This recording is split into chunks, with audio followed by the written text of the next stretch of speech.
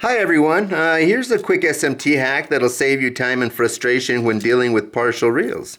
We're talking about using a leader tape extender the right way. Okay, sometimes you're working with a partial reel that doesn't have a leader to feed into the machine, and that's where the leader tape extender comes in. This is a cover tape extender. It comes with an adhesive strip covered by a liner. Now here's the part a lot of people miss, and this is the trick.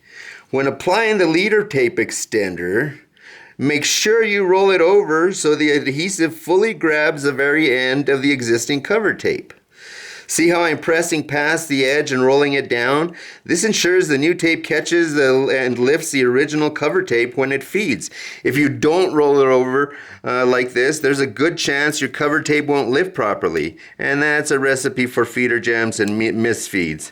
Okay? And that's it. Quick and simple. Keeps your line running smoothly.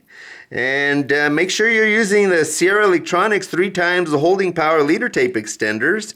Like and follow for more SMT tips. Thank you very much.